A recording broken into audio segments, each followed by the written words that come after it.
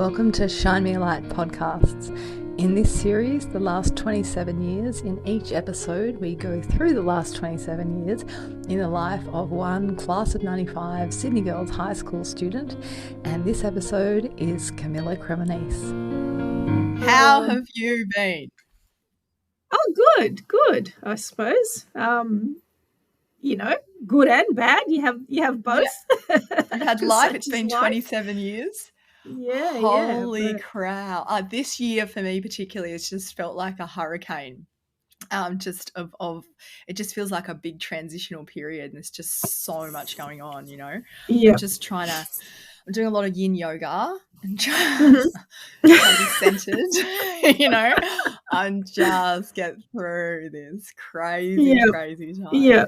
Well, that's good and bad. Like, things get crazy and then it settles down, then it gets crazy again. There's always the ups and downs in life. Exactly. So you know that even though everything might be shit and crazy, it'll eventually get better again.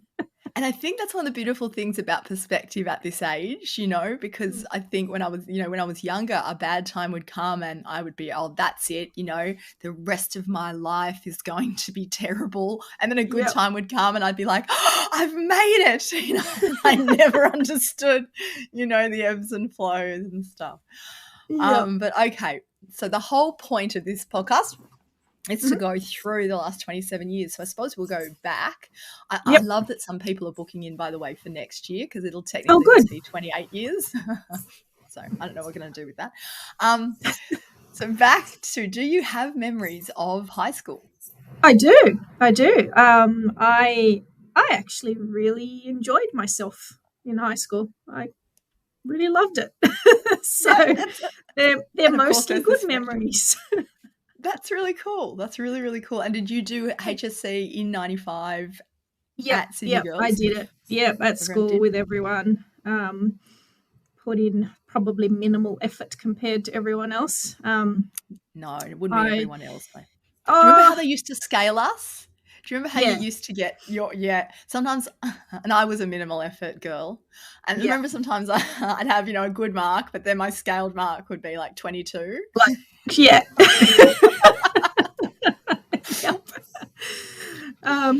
Look, compared to some of my friends or other people that I knew in classes and stuff that would cry if they only got 98 and not 100. Yeah. And I didn't even study and, got 70. I was like, sweet. Yeah. I know. I'll take that. Don't think I ever cried for not getting 100. I don't think I ever got 100, but And it was such a mix, though, of cultural backgrounds. And I think the funny thing was, I remember one particular one that stands out from that 22. I got 88 in that particular test, but of our cohort, I was in the bottom 22%. Yes. And I remember trying to fold the piece of paper so that my parents could just see, what I got, raw mark, But I came from such an Aussie family, where there were no consequences, like if I'd even gotten 22, there was not, my parents were just going to go, buff head. Anyway, dinner's ready. Whereas I think some people were going home to families, where there were consequences, and there was a lot of pressure and, and expectations placed on them. Yeah, that's true. Yeah, no, in my household, I don't think they really paid attention. I think they were happy enough that I was there, and they assumed that meant I was getting a good education, and then there you go. So we had that, so we were relaxed, it didn't we weren't going home to anything if we got, exactly. So I think there was a difference in culture. But okay, so what did you do after doing your HSC? Where did you go in 96?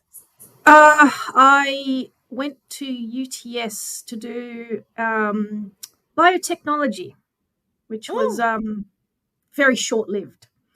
I had no idea what I wanted to do. I was one of those people that every week I had a different thought of what, I wanted to do. I kind of wanted to do agriculture or teaching, high school teaching, but both of those, my mum in particular, my dad didn't really care, but my mum in particular didn't think it was glamorous enough. or, Yeah. you know, money making enough or whatever. So she kind of encouraged me to do something else. And then I was like, well, looking through that UAC handguard book, you know, the massive the thick textbook, book of, going, okay, what would I hate the least that's not agriculture or teaching? And I landed on biotechnology. And I went, oh, yeah, I suppose I could do that. I like biology. Yeah, that'll do. So I went and did that for a year at the St. Leonard's campus of UTS.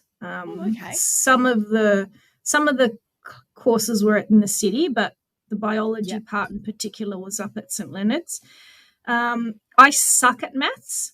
Like, I really suck at maths. I didn't even do it in high school. Like, I'm a in maths HSC, tutor. I didn't do it. You're a maths tutor. I didn't start paying attention to maths till I was 29 doing science at uni. Yeah. Everyone sucks at maths when they start because it's like a language. Yeah. Do you know what I mean? And I think that you have got to stick with it. And there's a cultural thing as well. I was reading in that Malcolm Gladwell book Outliers about how culturally Asians are better at maths because culturally they're taught to stick with something and keep on keeping on until you get to the solution. And whereas sometimes when we come from a culture where we don't stick with it, we find maths more challenging and think we suck and give up. But it's the giving up that makes us suck, not anyone can learn maths. Makes sense. I think my problem with it is, like, for example, I could understand statistics, I can understand physics, I could not understand normal generic maths because there was no reason for it. So all the maths I still remember is stuff that I actually use in real life, or there's actually a use. So I think if someone had actually told me, you use this, like this is the formula or whatever, you use this and the outcome is that, maybe I'd get it. But if it's just used, like random, I'm like, oh, what the hell am I ever going to use this for? And as a student, and I often get students who come to me and because their parents push them to come, you know, and I get them back 10 years later and they might be in the Air Force, for example, and they're like, now I understand why I needed ratios. That's it. If there's a like tangible outcome for using this particular maths, I understand it. If it's just a random thing, forget about it. Yeah, I believe that's how it should be taught too. Yeah, so I failed maths miserably. I think I got 22 out of 100 in maths in my first year uni. I cried in the toilet, so it's all good. But I passed statistics because statistics make sense, yeah? Yes. So I passed that. I passed everything else. The other thing I can't do is balance chemical equations, even though technically there should be like logic to that. That's another thing that I've never been able to balance in my entire life. It gets increasingly complicated, doesn't it? Like they start off with the simple examples where you can easily, and then suddenly it becomes, that's that's past the point of being very easily doable. Exactly.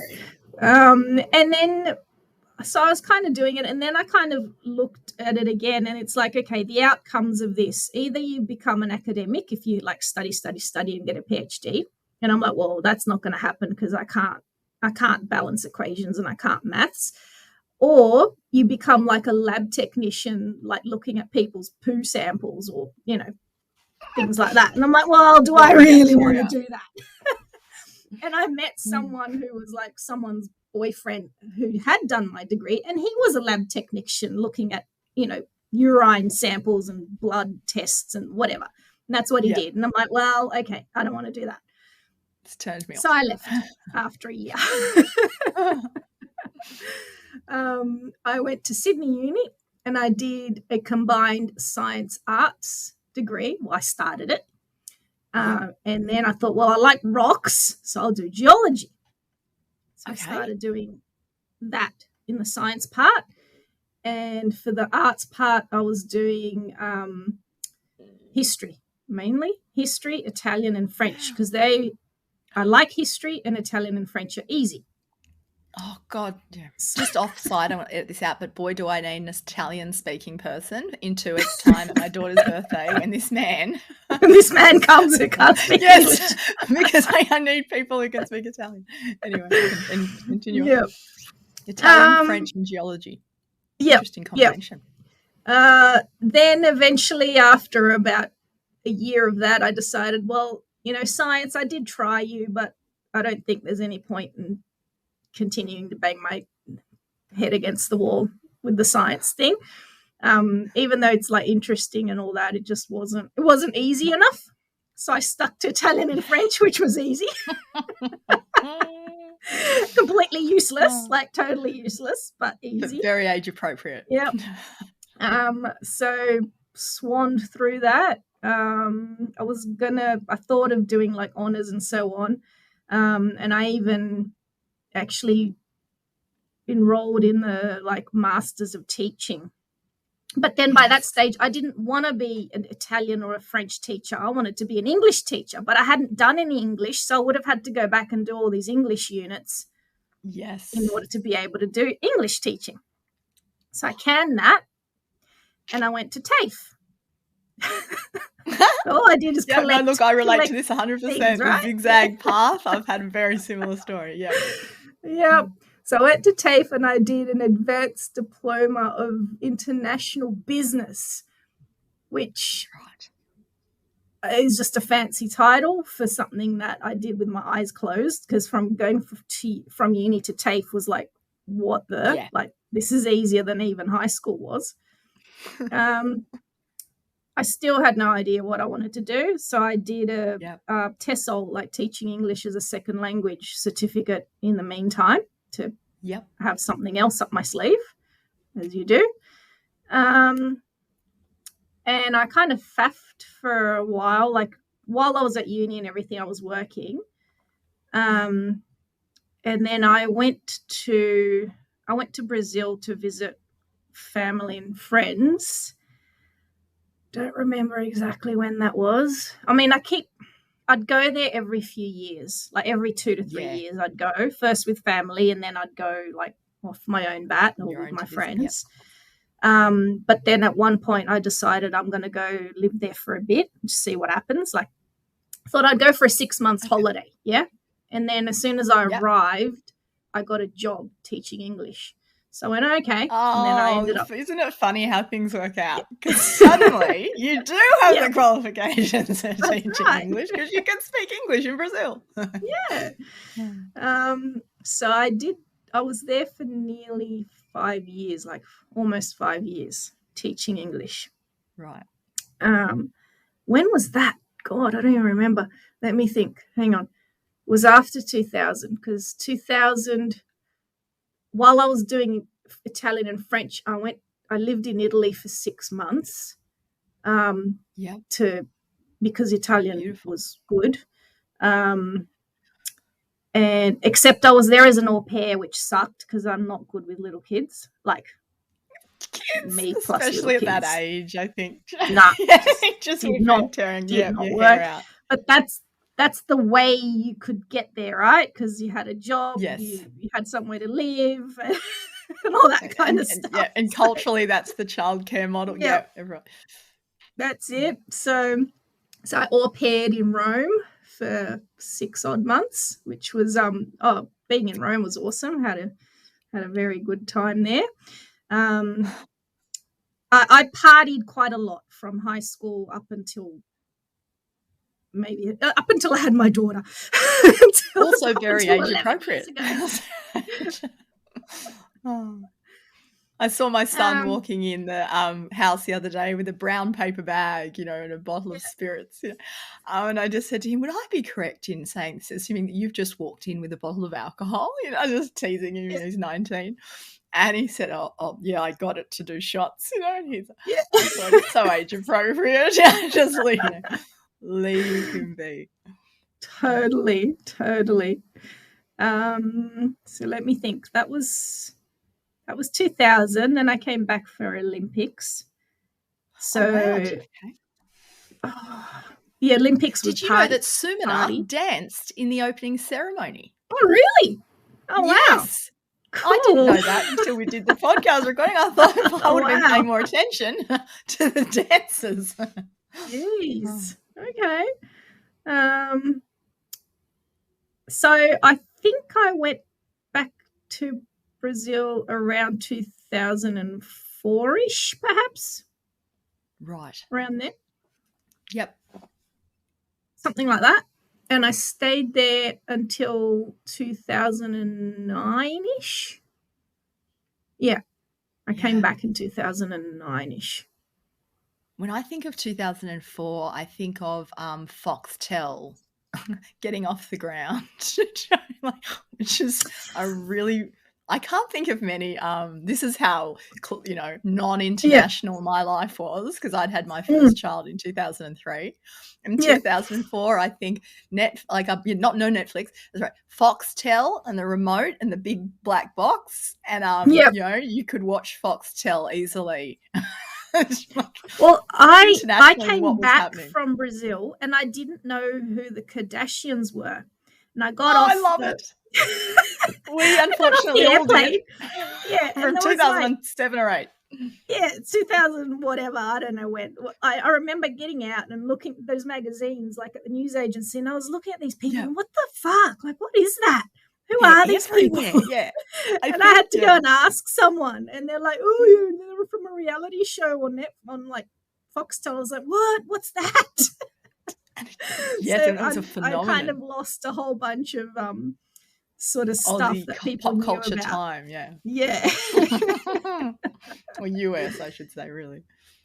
Yeah. So what happened then? Let me think. So I just taught English there. At various places, little kids and big kids.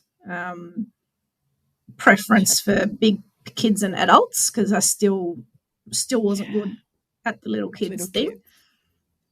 Yeah, just not good at it. And then when I came back, I ended up I met my husband there. Tell me the story. Well, he was the capoeira teacher, and I had started doing capoeira in Australia actually before I went back there, because I had a boyfriend here in Australia who did it, not Brazilian, he's Chinese, and he did it, and I used to think, I'm not going to do it, that's stupid, that's not a martial art, that's just dumb, it's just like people doing flips and shit, that's not a real martial art, because I've done, like, we used to do martial arts even through high school. I did have what kind of martial arts were you into? We're getting off a bit. Anything, as long as you were kicking and punching and things like that. Intense stuff. So I've done Hapkido, karate, taekwondo, Muay Thai, whatever. Like I've done a whole bunch of things. I love Aikido personally. I love it. Especially I've done a tiny bit of that, not much, but I love the concept of using the other person's strength rather than mine. It hurts. Aikido really hurts. I don't know if it was the guy that was teaching me it, but he would pin me down and it would hurt a lot more than a lot of the other things that I've done. But it's good. It's very fluid. Like, it's really nice how like 1 minute you're up, the next minute you're like down on your back, and it just kind of flows. I really like it. Yeah, it's really cool. So I started doing capoeira in Australia before I went to Brazil, and then when I went there, I actually I've got family in it's a small, like, it's a country town in the middle of nowhere, and I ended up staying there, like, rather than a big city, which it had its pros and cons. Cons is that country town, like, everybody knows what you're doing the whole time and is judgmental and makes up stories and like small town mentality, like which was kind of hard for me, and plus that together with macho type mentality as well, made it was kind of a foreign thing for me, because if someone said hello our background of, girls' high school and this whole, when you run into those environments, I've always found that difficult too, because I don't, like, what's going on? Just, I'm like, what do you want about? Like, I'm just being normal. Like, someone said hello to me. I remember one time I caught the bus.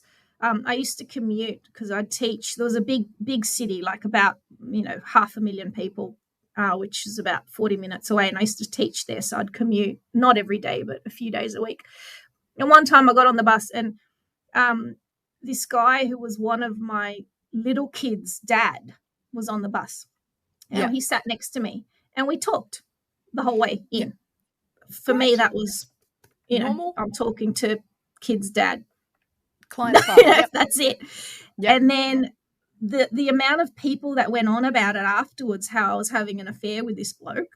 Oh, my goodness. Because we talked on the way in, like on the bus. Bizarre, isn't it? When you run into stuff like that, you just, I know. Just, like, what is wrong with you? Like, seriously. I think maybe they're bored, Camilla. Totally. Like, so just things like that would just drive me up the wall sometimes, though, because it's just like, what? So I can't like be civilized. I can't like say hello to someone and like people think that, so things like that. That was not fun. But other than that, it was being a small town. There was like lots of nature and river, and I like doing all that kind of nature-y type stuff. Yeah, grounding. So I forgot where I was going with this story. Where you met your husband. Oh yeah, okay. So he was the capoeira teacher in this tiny town. So when I got there, we went off to capoeira class, and he was there, and I met him, and we just kind of hit it off. And we used to go naturing a lot. Like, we'd go for massive walks through the fields, and it wasn't exactly forest, but there were some, I suppose, the Brazilian equivalent of bush, which wasn't rainforest there, but just kind of like maybe Queensland forest, like probably Queensland tropical kind of thing. And we would sort of hang out, and that's how we kind of met. Very cool. We eventually moved in together, and he had a dog, and I started collecting cats because I've always been a crazy cat lady. Cats. Yes. Love it. So I started off with 2 kittens that I found on the street. Oh, no, actually, no. First, there was one. He brought me home a kitten, and I was like, oh, the baby. Then I was walking home and found 2 kittens on the side of the road, and I had to bring them home because poor babies. Yep. Fast forward, and I ended up with 12 cats at the height of my crazy cat lady. That's a lot of cats. But they just, there's no such thing as, RSPCA or anything like that. So I just collect them. They just come, and sometimes they would just come and find me. Actually, one night I was asleep, and I woke up with a cat kneading my stomach, and I was like, well, hang on a sec. That's not this one. That's not that one. Like, by that stage, I had about 4 of them. I was like, that's not him. That's not her. That's not her. Who's this? And I opened my eyes, and it's like totally. It's like you're running a little cat community, and word gets around the cat world. Who are you? I haven't met you before. I ended up naming her Catarina. So Catarina, that became her little ritual. Every night she'd call me to go to bed, and she'd get on my stomach and make cookies on my belly. But so they just came, and they live there, and I look after them. Like, I'd take them to the vet, get them castrated, whatever, give them worming tablets, food, so on. So like, you're responsible for looking after them, Camilla. Yes.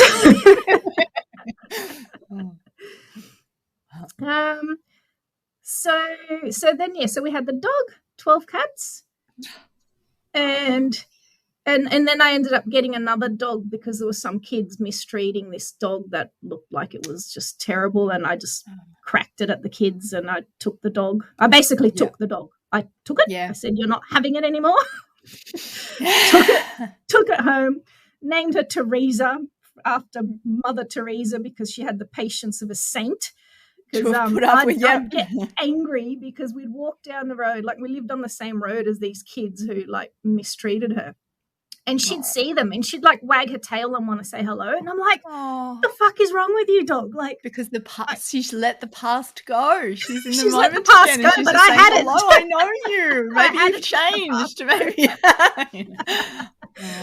So, I love animals and that ability to live in the present that they exhibit, you know. But I think like it was kind of weird for me because I've always had cats. Like the dog was my husband's dog, so I kind of lived with it, but it wasn't my dog. So I don't really know what dogs are like. And I used to think, oh my God, dogs are so stupid. If it was a cat, it would never be like going to say hello to these people who mistreated it. Like, yeah, it would hold the grudge. Anyway, so then after a while, it got to the stage where it's like, well, what are we going to do? Are we going to stay here? Are we going to do something else? And he wanted to have children. I didn't. And I'm like, there's no way in hell I'm having kids in Brazil. Like, that's just not an option. And how do you move a cat community? Well, the cat community, unfortunately, I had to try and find homes for them all. Right. Just before that, though, some people where we lived put out poison, and a lot of them actually died, unfortunately. So out of the 12, quite a few of them died, poisoned, which drove me. I was not happy about that. Gives me chills. And then I was able to rehome the few that remained. So that was they ended up going to different people to look after them.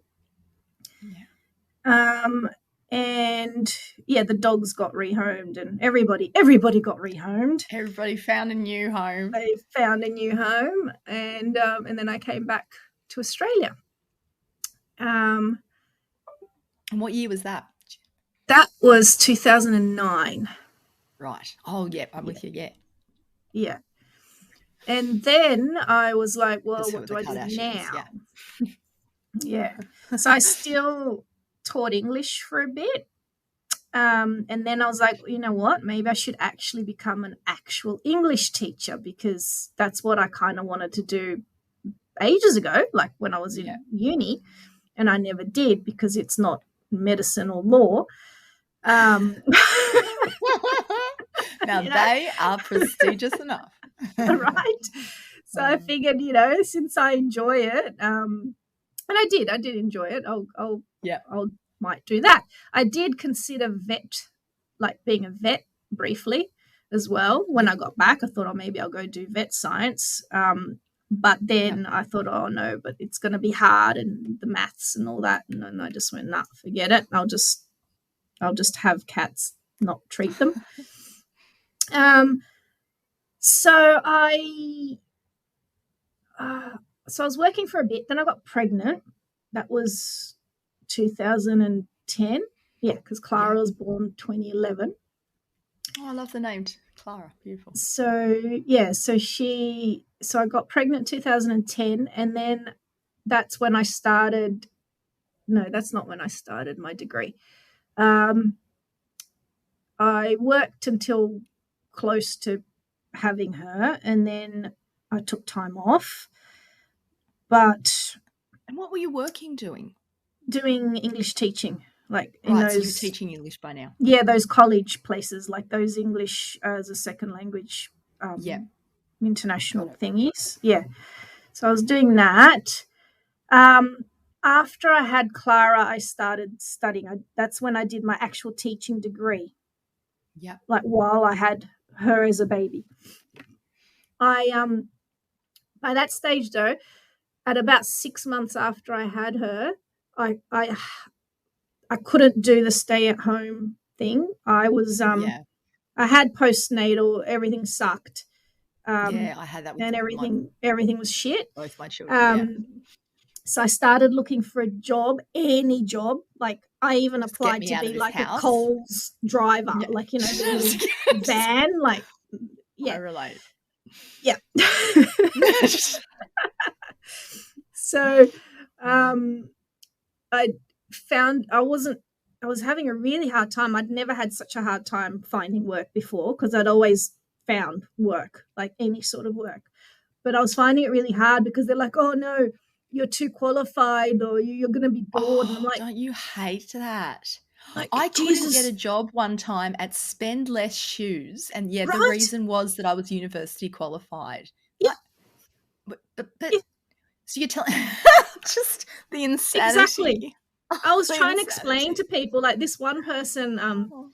she rang me. She's like, oh, you sound really great, but you're going to be bored. I'm like, lady, I've got a 6-month-old baby at home. I do not want to climb the corporate ladder. I just want to get out of the You're house, going go just want to tap, not go tap, insane. tap on the computer and go home. Like, I don't want to have to think. I don't want to have to like do anything complicated. I just literally want to go tap, tap, tap and go home. Time out. Right. And I even had to doctor my CV, and I'd put in like all the stuff, like I'd worked as a checkout chick and all that. Like I put all that in, and I took out all the like the other jobs. Take out any yeah, I've done that. But that wasn't working until my friend Vicky, I don't know if you remember Vicky from Vicky, definitely. Yep. She was working at UTS in the research office, and there was an admin job that came up. So she recommended me to the boss lady there, and I went in and I got that. And that's when my 10-year stint, I'm still there. I'm still at UTS. Wow. With various jobs in the like within UTS since I started, but that got me in there. I still did my degree while I was there. Yep. And when I finished it, like I did prac teaching and everything, and I really loved it, and I really wanted to go and be a teacher. But it was the sort of thing where it was like, okay, I'm doing a crappy admin job. I'm a permanent continuing staff, and I'm getting paid more than I would as a teacher. And as a teacher, I couldn't get a job because you had to be a casual and wait for a phone call at 7 a.m. to tell you if you got a job or not that day, or get a block if you're lucky to teach for a whole term. You know what I mean? There just wasn't any. And haven't things changed since then, though? Now, right? They're so desperate. Now they're desperate. And so I ended up having to make the decision to stick to the uni because it was, money in the bank every 2 weeks. Right. And I wasn't in a stage of my life where I could deal with the uncertainties. Like, I'm still married to my husband, but at that stage, things were very shit. And, it was like I'd wake up in the morning and go, should I leave him today or not? Kind of thing. From what I've heard, I think that's marriage, Camilla. Yeah, I think so. I've never been long-term married, but from the people I know who have been, evidently that is normal. I think it is the normal. But I've always been very much focused on, okay, so now I've got to look after myself and a child, so I can't be faffing around. I need to be doing like if this is going to go to the shit, I need to be able to look after myself and the child. So I ended up staying at UTS. So I started off as a research administrator in the research office, and actually I was listening to one of your podcasts the other week, and she did the same thing that I did. That I do. Yes. Who? Yep. And then so I moved in. I had like 2 or 3 roles in the research office. Just Natasha? Natasha. Yeah. Yeah, because it's amazing how many of there's similarities that you find when you collect all these stories. Yeah. Yeah. So I worked there. I started as an admin, then I became a project officer. They just fancy names as you climb up the ranks of admin, but it's the same shit really. Like you're doing the same shit with a different name. And I did a little bit of working with the contracts, like scholarship contracts and just research contracts in general. But then I moved into the Faculty of Engineering and IT into their research. You moved office. into engineering? I did. Like I you went were told to engineering. I can't do a Canadian. You know what? That Mr. Engineering dude, he never told me to be an engineer. I think my maths marks were not Do you know, good I've enough. discovered through this series that a couple of people did get different advice from him. Yeah. He told, the speech from every assembly would be, everybody needs to become an engineer. But on the one-on-ones, he was giving some people different advice for them specifically. I don't remember what advice he gave me, but I think when I went to see him, I was in the height of my heavy metal gothness, and I pulled out the brochure on undertaking or something like that. I was like, I want to be an undertaker. I want it. I love it. I just love it. Purely for, no, I didn't really want to be an undertaker, but, you got to keep up that persona. I deal with the dead. Oh, did you ever watch those South Park episodes where they had the emo kids and they had the different soundtrack at the beginning? Death and despair, going down South Park to die. Did you ever hear that? I've heard it, but I haven't actually. It's worth looking up on YouTube. It just reminds you of a 15, 16-year-old little. It was goth back then. It wasn't emo. Yeah. Scene. That's right. When I watch it, it makes me laugh and think of high school and the kids that were really into that stuff. Yeah. It was so. Yeah, I stayed in that phase until my early 20s, and then I discovered night clubbing. As in, I used to go to nightclubs, as in goth nightclubs, but then I discovered like house music, funky house. So I'd still listen to my metal and goth music at home, but then I'd whack on my tiny sparkly dress that barely covered anything and high heels and go to Oxford Street and disco. Yes. Oh wow. It was an era. Yeah. So that was fun. So anyway, so I moved to engineering after about 4 years, and I'm still in engineering. Wow, he'd be proud. Yep. But I went. So first, I worked in the generic research office of the engineering faculty, and then I moved into managing 2 research centres. So Centre for AI and Centre for Quantum Software. Wow, interesting. And that was my favourite. So I did that for a couple of years. I only stopped doing that recently, and AI is taking off. Isn't it? It's like not and more overseas than here so far. But and I was studying last year some subjects looking at the AI in Japan, how they're actually now using the robots in nursing homes and things like that. And culturally, it's working so well because they're not requiring that eye contact and that face to face. So Japanese elderly people were feeling quite comfortable with robots as their nurses, and sort of. It's amazing. Pretty cool. They do a lot of stuff. They do some freaky stuff as well. They do stuff that I go cool, and they do stuff that I go, oh shit, I wish I didn't know about. Humanity, where just because you thought of it doesn't necessarily mean you should do it. Exactly.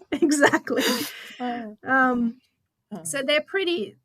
That was it's pretty cool. And even though I don't really work with them anymore, I still keep in touch with them, and a lot of them still come to me for stuff anyway, because I think we ended up having such a good relationship that I still, even though someone else is now doing my job, I'm back in the main research office of FEIT again.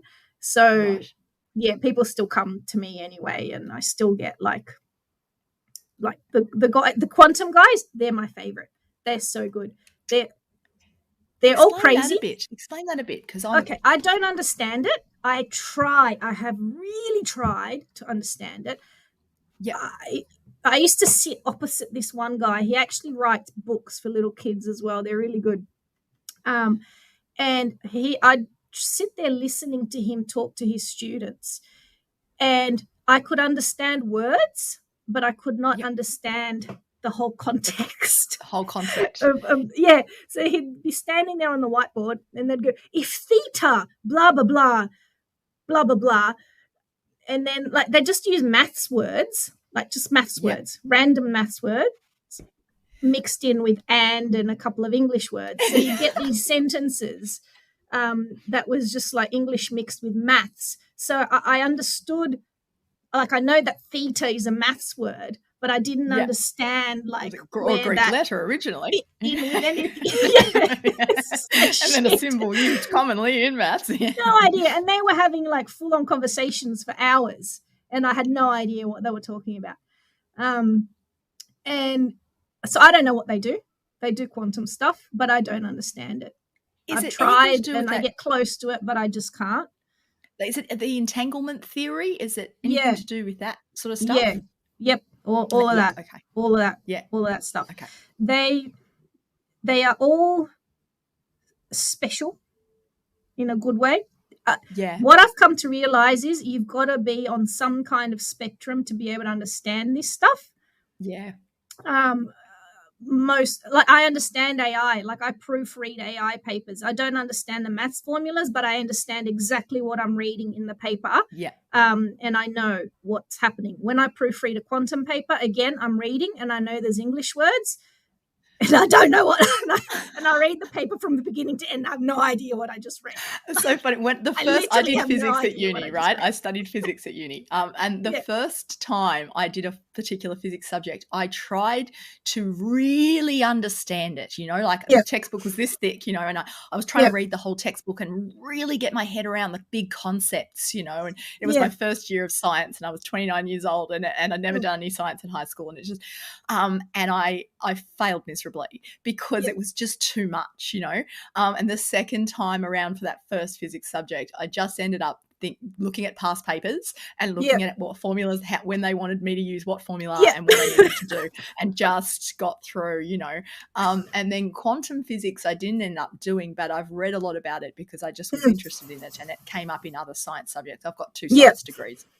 And that entanglement theory, that whole concept that you have these 2 particles, and no matter how far away from each other they are, they're still communicating and connected. And if one changes its spin, the other one will be affected.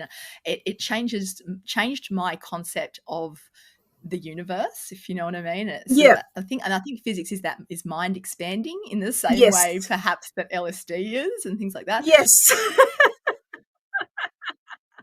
Yeah, but they're great. I love them. They're great. They're my favorite. And I still go down and visit them, and we still have a lot to do with each other, kind of thing. So they're funny. Like the first time I went to a meeting, and because the AI people are all really like uptight and very proper and correct, and I rocked up to this meeting for the quantum guys, and someone said, "Oh, fucking this."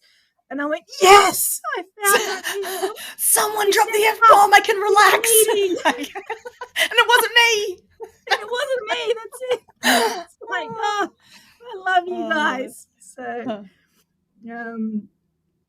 So when I was doing, I did a master's of teaching too in secondary, and I didn't complete it. But one of the ththings I recognised that was going to be a problem for me as a high school teacher was the potty mouth. The way it just comes out and how I can't do that. have been trying to be less sweary. Sometimes I can do it, but other times it just comes out. I know, and sometimes it comes out. No, I don't. I said to one of my students, because I'm a tutor, I said, "Now, did I swear at all during that episode, like during our session?" And she said, "Yes, miss. The first word you said was shit." I'm like, oh, God damn it. I can't even do it when I try. It happens accidentally. Oh, well. Yeah. No, I've had to tone down my swearing a lot, but it still comes out.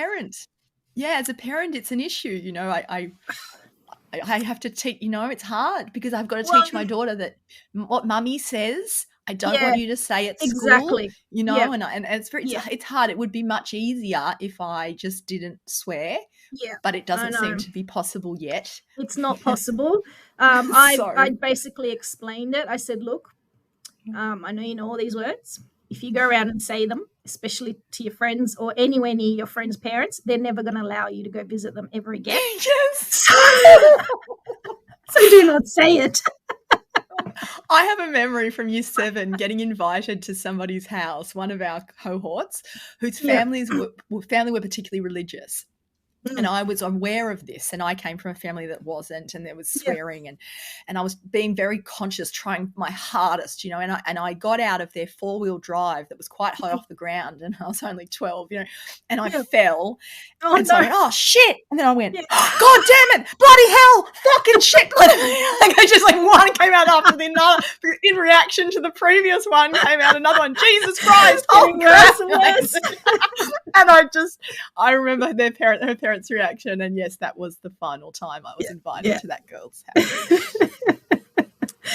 house. That's actually my daughter. We just changed her to a Catholic school earlier this year. She was in normal public school before, but then we moved house, and the local Catholic was, you know, just more convenient, and then the whole high school dilemma sort of started coming up. So I was very hesitant because maybe my old heavy metal goth kind of, oh my God, no. Would you just believe my daughter's turning 6 next month, and she wants a black cake. Oh wow. So she's already hitting this at age 6. She and all these things she wants. And that guy I met yesterday, he actually was a shoe for Dolce & Gabbana and companies like that, Louis Vuitton in Italy, embellishing shoes to make them completely works of art. And he's making her a pair of like goth sneakers for her birthday in 2 weeks. Cool. She's only 6 and she wants this black. I was saying, don't you want colours? And, you know, you want pink? No, I want black. And I want black candles, and I want just some white sprinkles on top. And it's going to be this very interesting theme, colours, when people walk into this party for a 6-year-old. Mummy's gonna have to add some colour somewhere, maybe in the food. Some coloured donuts and a coloured table runner. Anyway. Oh, that's cute. Heading for trouble there. Oh, maybe she'll get over it quickly. She'll have it maybe now. She'll go through it in primary school and come out That's it. Colourful saint in high school. Maybe she'll be in beige sweaters by the time she does a HSC. That's it. Anyway. Anyway, so Clara changed to this Catholic school, and then she said Jesus one day. Like I don't know, something happened, and she goes, Jesus. And they go like, Jesus. What do you mean? I beg your pardon. And she's like, oh, no. I meant Jesus. As in cheese or cheese or something like that. And I was just like, save. Save. Smart kid. Okay. Anyway, where was I? Okay. I left the quantum guys. I left the AI guys. You're back in the main team.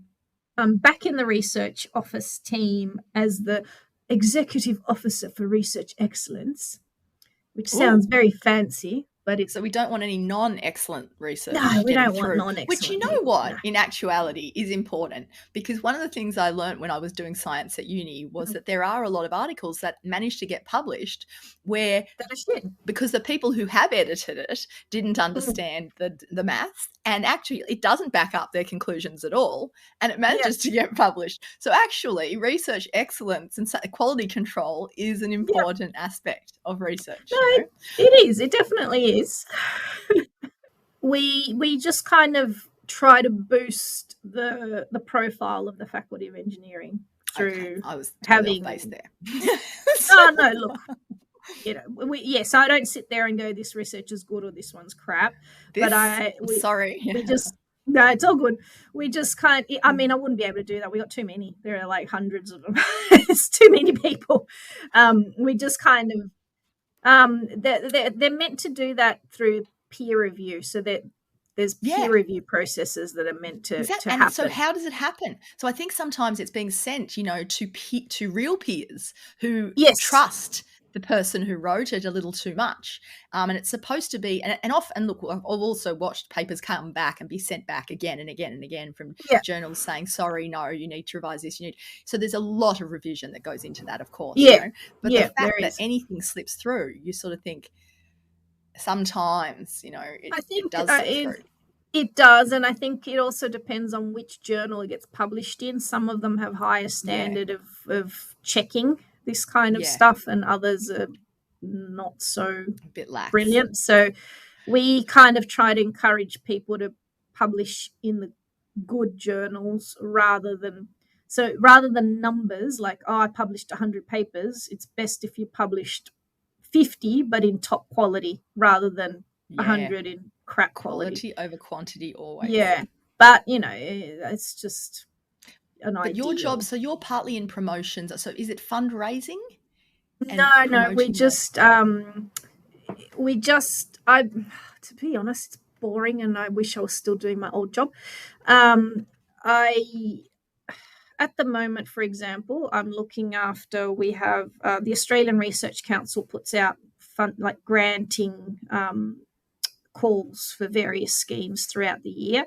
And at the moment, we've got 2 going on that I'm looking after, which is the early career researcher grants and the future fellowships. They're for mid-career academics. So we've got 28 odd early careers and 14 odd mid-careers applying for this. Each application is a good 40 odd pages. And I basically annoy them and tell them, can you send me your support letter? And then I read the support letter, and then I work out how much money the faculty is going to give them, in project funding support. It's just boring shit. Right. It's not interesting. And that's just a snapshot of what's happening at the moment. But right now, generally speaking, I look after, because these guys are considered excellent, right? Because if they get these grants, they're excellent. Yeah. So there are other things, there are internal grant schemes that I run as well, and just other KPIs and all the boring stuff.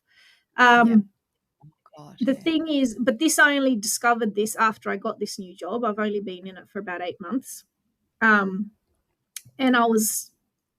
at first it was really good because we were working on an ARC Centre of Excellence bid, which is 800 pages, not 40, 800. And it's a massive centre for AI that we sort of applied for, and working with heaps of other universities. So the Adelaide and Sydney, New South Wales, Monash, Melbourne, all sorts of places. So I was helping them get that finalised. And they were doing an interview at the Australian Research Council. So I was working with all these academics and doing mock interviews and all this stuff. And that was great. It was hard work, but it was fun. But then that finished. And then it was oh, okay, my actual job's boring. But what I came to realise is that I enjoyed my manager role, my centre manager role, better because I was making a difference. There was a problem, I would fix it. Someone needed something, I would work it out and I'd solve it. Whereas now I'm not helping anyone. I'm just telling people, do this, do that, give me this, give me that. I'm not fulfilled because I'm not actually helping anyone. Yeah. I resonate with that. So I'm looking for a new job. Yeah, so exactly that. And as we were talking about at the very beginning, the waves. So this is only for now. This will pass, and something else will come. Sure. So how did COVID, I suppose, in the last couple of years, how did COVID have an impact on you and your family? It was okay. The first COVID, I was living in Coogee, and we lived in a small block with only 4 units, and my daughter's friends lived downstairs. So one of the kids in her class and the other kid is a couple of years older, but they've been friends for years because we moved there when she was 3. So they they still hung out in the backyard. And so that wasn't an issue for her. Like, she didn't feel isolated or anything because she just hung out with the other kids downstairs. We went out for a walk every day. Like, I did the homeschool thing was okay. I didn't have a problem with it. So that wasn't too much of an issue. Then the second lockdown was actually quite good, to be honest. The first one I'd sneak to the beach. I started swimming at like 5:30 every morning because the beaches were closed, but I'd sneak into Gordon's Bay. Like, I'd jump over the hurricane fence they put up there. Not just me, a whole bunch of other people down there. I know. Right? Us out here far from the water were jealous. Right? So I'd sneak down there and have my swim in the morning, and all these photos of the sunrise over Gordon's Bay. And I started the day well, come home, do my work, go out for a walk at lunchtime with Clara. I remember one day it was hilarious walking through Clovelly, and there were all these mums sitting out the front of their houses with camp chairs and white wine. This was like midday, white wine, and the kids running up and down the streets on their scooters. Oh my God. Like, Do you know alcohol Eastern consumption? suburbs locked down. Yeah, alcohol consumption literally went up times 5, like 500% during COVID. So I think there were a lot of, mums drinking wine at midday who previously were not. Yeah, they weren't even hiding it. They had their camp chairs out on the front step thing, and they were there with their wine. This is how we're going to deal with it. Yep, that's it. In the second lockdown, again, this time we'd moved, so we're in a different place in the second one. But it was a really nice winter. It was really sunny and beautiful before all the crappy rain that started coming down summer, throughout summer. So we would go to Yarra Bay. We'd drive down to Yarra Bay every afternoon with a friend that lived in Coogee, and she'd come and bring her kids out. We'd go and meet down at the beach. We'd spend half the afternoon then go home and work again. So it wasn't a negative experience. It was Eastern Suburbs lockdown. It wasn't like the rest of Australia or Sydney. I was out in one of the LGAs, with the 5-kilometre radius, and all we've got is suburbs and boring shops, and we weren't allowed to use the parks. They were closed, and stir crazy. So it wasn't like that at all. We actually got a dog in the second lockdown. So then I had to, take the dog around everywhere and, walk the dog. Yep. Homeschool, everything, that was all fine. The only problem I had is the gym's closed, and I had been quite I was doing a lot of bodybuilding. I didn't end up bodybuilding as in going to a show and doing the gold bikini thing. That was on the cards, but it never happened. Didn't end up happening, the gold bikini, but it was on the cards for a while. It might still be. Well, now it's going to be harder. So that I saw a 70-year-old the other day. Yeah, I've seen that.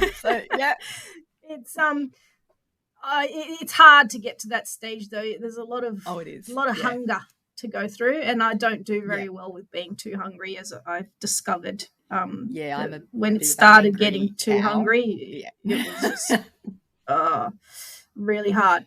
But the gym's closed. I went back the day they reopened too. So it was like 5 a.m. at there. Same. Please let me in. I found it hard to do it at home. Like in the first lockdown, a friend of mine who used to be my gym buddy, and she moved back to, she went to Germany. We used to do online, we'd ring each other on FaceTime and do home workout together. But yeah, it's not the same thing when you're used to like lifting actual like plates. It's not the same thing. I wasn't prepared either. And I remember the equipment being available, and the week before the lockdown, and looking at all the equipment in like a Big W or Kmart, like seeing plates and barbells and sort of going, oh, if it gets that bad, if it comes to that, gets that bad, you'll buy it. And then the next week the shelves were empty and everything was sold out online, and I was like, oh my God, I'm stuck with what I've got, and I just it was very hard. And so that during the second one, that was when things actually went to the shit a bit more, because my mum got sick. She's better now, but she got some weird infection thing, and she was sick for months and had to be in hospital and stuff. And and we didn't know, like, what was going on, like if she was going to go or stay kind of thing. So that was quite stressful. And so I'd been kind of looking after her for a bit just before lockdown, and I wasn't managing to gym that much, but I could get in there a few times, maybe once or twice a week instead of like 5. And then as soon as she got better and moved to the rehab hospital, then everything shut down. And that was when I was like, oh yay, I can go back to the gym. And then it's like, oh shit, no, I can't. And could you visit her? I deal with stress by eating. That's how I deal with stress. I eat. But because I wasn't doing any exercise, I just ate. So I'd be smashing family-sized block of chocolate on a daily basis. I think a lot of people were. That's the other industry that benefited from COVID, confectionery. Alcohol and confectionery sales went through the roof. Exactly. So that I was able to hang on for quite a while, and then one day I looked at myself and went, Jesus, what the hell happened there? And 10 kilos had piled on. I think and it wasn't muscle. It was you're not alone.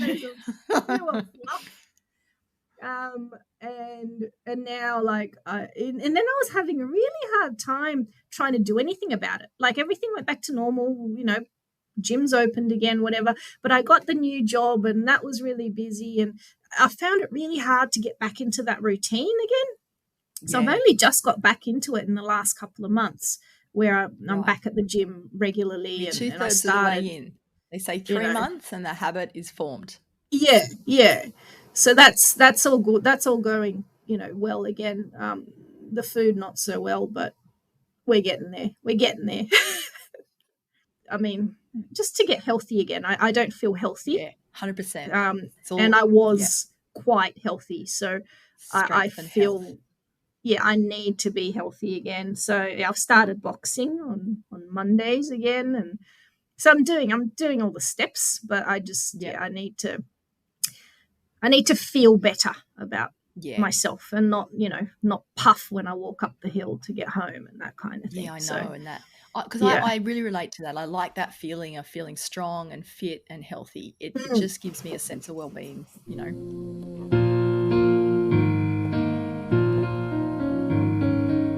It was so great to catch up with you, Camila, and it was great to see you at the reunion lunch as well. Pre-launch, I should say. Thank you so much for being a part of this series.